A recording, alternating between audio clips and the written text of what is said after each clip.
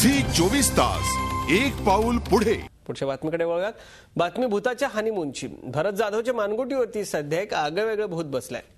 काय आहे हे भूत आणि हनीमून मध्ये ते का आणि कसा घालतंय खो पाहूयात।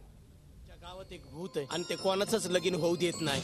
कार्तिक फिल्म प्रोडक्शन निर्मित भूताचा हनीमून हा सिनेमा लवकरच प्रेक्षकांच्या भेटीला येणार आहे। भरत जाधव, संदीप पाठक, विजय चव्हाण, मधु कांबीकर आणि रुचिता जाधव यांच्या यात प्रमुख भूमिका आहे। अख्ख्या गावाला भूतानं वेठीस धरलंय।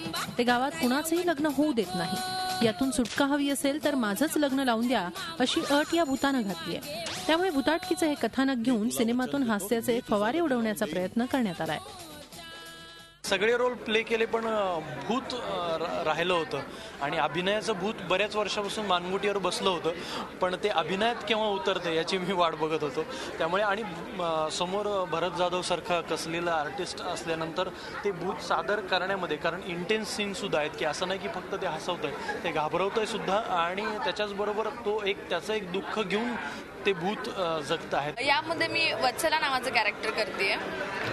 रोखोक बोलणारी मुलगी, जी कोणालाही न घाबरणारी, गावातली एकदम अशी शांत आणि शांत दिसणारी पण तशी नसणारी, अशा टाईपचं सुंदर असं कॅरेक्टर आहे। सिनेमाचं म्युझिक मुंबईमध्ये नुकतंच लॉन्च करण्यात आलं। यावेळी सिनेमातल्या गाण्यांचा परफॉर्मन्सही सादर करण्यात आला।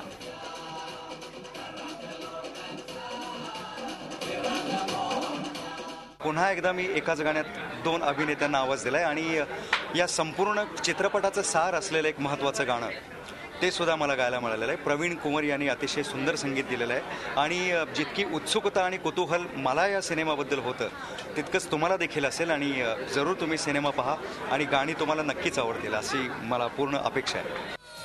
भूताच्या हनीमूनची चित्रकथा आता लवकरच पडद्यावर येणार आहे। प्रेक्षकांना ती कशी वाटते हे येत्या काही दिवसात कळेल। Bureau report, Zee media, Mumbai. Zee 24 तास एक पाऊल पुढे।